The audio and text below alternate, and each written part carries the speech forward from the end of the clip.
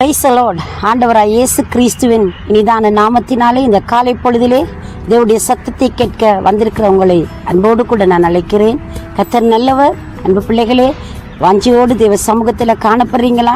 உங்களுடைய ஜெபத்தை கேட்கிற ஆண்டவர் உங்களுக்கு ஒரு அற்புதத்தை செய்து உங்களுக்கு நன்மை செய்ய அவர் ஆதரவு கரத்தை நீட்டி இந்த நாளில் உங்களை ஆசீர்வதிக்க போகிறார். இந்த நாளில் ஒரு அழகான தேவனுடைய வார்த்தையை நான் தியானிக்க போகிறேன். 1 சாமுவேலின் புஸ்தகம் 26வது அதிகாரம் 25வது வசனம் இப்படி சொல்லப்படுகிறது: நீ ஆசீர்வதிக்கப்பட்டவன், நீ பெரிய காரியங்களை செய்வாய், மென்மேலும் பலப்படுவாய் என்றான். அப்படியே தாவீது தன் வழியாய் போனான், சவுலும் தன் ஸ்தானத்திற்கு திரும்பினான் என்று சொல்லப்படுகிறது. பாருங்க, ஒரு எதிரியாய் இருந்தவர்களுடைய சூழ்நிலை எப்படி ஒரு நொடிப்பொழுதில் மாறிவிடுகிறது. என்ன ஆச்சரியம் தெரியுமா? சவுல் ராஜாவாய் இருக்கிற பொழுது தாவீதை பலமாய் எதிர்த்தார். எப்படியாகிலும் தாவீதை கொலை செய்து விட வேண்டும், தாவீதை அழித்து விட வேண்டும், அவன் இல்லாமல் போக வேண்டும் என்று சொல்லி அவர் அநேக சந்தர்ப்பங்களில் கொல்வதற்கு முயற்சி செய்தார்.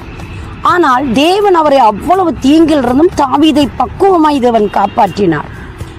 அன்பு பிள்ளைகளே, நம்முடைய ஆண்டவர் அவருடைய சித்தம் இல்லாமல் எங்களுடைய வாழ்க்கையில் எதை வருவதற்கும் அனுமதிப்பதில்லை. கொல்லுவதற்கு முயன்ற பொழுதும் கொலை பாதகனின் கையிலே விழுந்து விடாதபடி தாவீதை காப்பாற்றின கர்த்தர். தாவீதுக்கு இரக்கம் செய்த தேவன், தாவீதுக்கு உதவி செய்த ஆண்டவர் இன்றைக்கும் ஜீவித்துக் கொண்டிருக்கிறார். சவுல் ராஜாவுடைய உள்ளத்திலே பெரிய ஒரு மாற்றத்தை கொடுத்தது. பாருங்க இந்த வசனம். ஒரு தடவை சவுலை கொல்லத்தக்கதான சந்தர்ப்பம் தாவீது ராஜாவுக்கு கிடைத்த பொழுது தாவீது தன்னுடைய ராஜாவை, தன்னுடைய எஜமானை, அபிஷேகம் பண்ணப்பட்ட மனிதன் மேலே கை போடாமல் அந்த அபிஷேகத்தை கனம் பண்ணினார். அந்த அபிஷேகத்தை மதித்தார். அந்த அபிஷேகத்தை துஷ்பிரயோகம் செய்யவும், அபிஷேகிக்கப்பட்ட மனிதன் மேலே பொல்லாங்கு செய்யவும் தன் கையை போடாதபடி, துணிகரம் கொள்ளாதபடி, தனக்கு வந்த தீங்குகள் நடுவிலும் தன் ஆத்துமாவை, ஆவியை, சரீரத்தை ஒடுக்கி மிகவும் பக்குவமாய் தன்னுடைய வாழ்க்கையை நடத்தி சென்றதன் விளைவு என்ன தெரியுமா? இப்படியான வார்த்தையை சவுல் ராஜாவே அவருக்கு சொல்லத்தக்கதாய் வைத்தது. அன்பான தேவ ஜனங்களே, ஒரு கொடூரமான மனிதனாய், கொள்ளை வெறியோடு அலைந்த மனிதனை அவருடைய தாவீதின் செய்கையானது அவருடைய வாழ்க்கையை அங்கே புரட்டி போடத்தக்கதாய் மாற்றி போட்டதுங்க. இந்த அபிஷேகம்தான் மெய்யான அபிஷேகம்.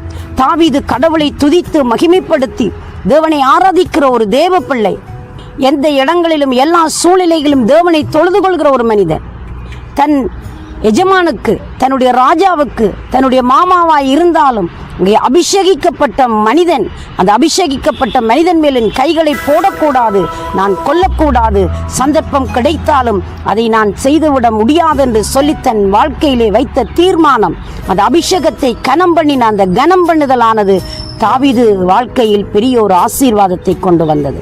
இன்றைக்கு உங்களுடைய வாழ்க்கையில் இருக்கிற அபிஷேகம் துஷ்பிரயோகம் பண்ணப்படுகிறதா? உங்களை எதிர்க்கிறவர்களுக்கு முன்பதாக, உங்களை தள்ளுகிறவர்களுக்கு முன்பதாக, உங்களை அங்கே அவதூறு பண்ணுகிறவர்கள் எதிராய் வந்து நின்று உங்களை சதி பண்ணுகிற பொழுது உங்களுடைய அபிஷேகம் எத்தகைய காரியங்களை செய்கிறது? இதை குறித்து நாம் சிந்தனை செய்ய வேண்டும். எங்களுடைய அபிஷேகத்தை எந்த நிலையிலும் நாங்கள் இழந்து விடக்கூடாது. நாங்கள் இழக்கக்கூடிய அநேக சந்தர்ப்பங்கள் அந்த உலகத்தில் நாம் பார்க்கிறோம். பிரியமான பிள்ளைகளே, அத்தனை நிலையிலும் நாங்கள் எங்கள் வாழ்க்கையை பக்குவமாய் காத்துக்கொள்கிற பொழுது எங்களை படைத்த ஆண்டவர் நம்மளை பார்த்து கொண்டிருக்கிறார். அந்த அபிஷேகத்தை கனம் பண்ணி எங்களுடைய வாழ்க்கையிலே கலிகூற பண்ணவும், எந்த காரியத்திலே நாங்கள் இழந்து போய் தோற்று போய் நிற்கிறோமோ அந்த இடத்திலிருந்து எங்களை உயர்த்தவும் கனம் பண்ணவும் அவர் வல்லமை உள்ள ஆண்டவராயிருக்கிறார். இந்த நல்ல நாளிலே அன்பு பிள்ளை, அன்றைக்கு தாவீதுக்கு உதவி செய்த ஆண்டவர், அந்த எதிரியின் கையிலிருந்து தப்புவித்த தேவன், அவருடைய அபிஷேகம் பண்ணுதலை மதித்த மனிதனுக்கு தேவன் பாராட்டின மிகுந்த கிருபை. எந்த மனிதன் எதிராய் வந்தானோ, எந்த சூழ்நிலை எதிரடியாய் நின்றதோ அதை கொண்டே ஆசீர்வதிக்கிறதை நாங்கள் பார்க்கிறோம். அன்பானவர்களே, இன்றைக்கு நீங்களும் நானும் நம்மேலே இருக்கிற அபிஷேகத்தை கரம் பண்ணுவோம். அந்த அபிஷேகிக்கப்பட்டவருக்கு இங்கே துரோகம் செய்யாதபடி உண்மைத்துவமாய் வாழுவோம். அபிஷேகம் பண்ணப்பட்டவர்களை கனம் பண்ணுவோம், அவர்களை மதிப்போம், அவர்களுக்கு தீங்கு செய்யாதபடி நம் வாழ்க்கையை காத்துக்கொள்வோம். தேவன் எங்களுக்கும் அவர் மகிமையான ஆசீர்வாதங்களை கொடுக்க வல்லமை உள்ள ஆண்டவராய் இருக்கிறார். அன்பு பிள்ளையே, உன்னுடைய அபிஷேகம் உன்னை வெட்கப்படுத்தாது, உன்னை தலைகுனிய விடாது. நீ எந்த இடத்திலே வீழ்ந்து போய் சோர்ந்து போய், எந்த இடத்திலே துன்பத்தின் நடுவிலே நடந்து கொண்டிருக்கிறாயோ, எந்த ஆபத்துக்குள்ளே நீ சிக்கி தவிக்கிறாயோ, அதில் இருந்து உன்னை விடுவிக்கும்படி அந்த அபிஷேகம் உன்னை கனம் பண்ண வல்லமை உள்ளதா இருக்கிறது. இந்த காலையில் அவரை நோக்கி பார்க்கிறீங்களா? அவரிடத்தில் நாங்கள் மன்றாடுவோமா? ஆண்டவரே, என்னை காத்துக்கொள்ள என் வாய்க்கு காவல் வையும், தீயன எதையும் நான் நாட விடாதையும் என்று சொல்லி கேளுங்கள். பொல்லாங்கானதை செய்ய விடாதையும் ஐயா, துஷ்டத்தனத்திற்கு நீ விலக்கி காத்துக்கொள்ளும் என்று சொல்லி நீங்கள் கேட்டு பாருங்கள். தேவன் உங்களுக்கு உதவி செய்ய வல்லவராயிருக்கிறார். நான் உங்களுக்காக ஜெபிக்கட்டுமா?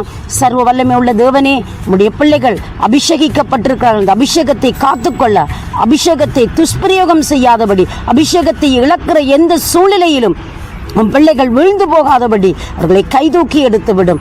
ஆண்டவரே, அபிஷேகத்தை கனம் பண்ணுகிற பொழுது அந்த அபிஷேகம் உயர்வை கொண்டு வரும். ஆண்டவரே, தாவீது ராஜா சொன்னது போல, சத்துருக்களுக்கு முன்பதாக எனக்கு ஒரு பந்தியை ஆயத்தம் பண்ணி என் தலையை எண்ணெயினால் அபிஷேகம் பண்ணுகிறார் என்றது போல, எந்த சூழ்நிலையும் உடைய அபிஷேகம் உடைய பிள்ளைகளை கனம் பண்ணி காத்து நடத்தும்படி உடைய கரங்களில் ஒப்புக் கொடுத்து ஆசீர்வதித்து ஜெபிக்கிறேன் ஜீவனுள்ள நல்ல பிதாவே.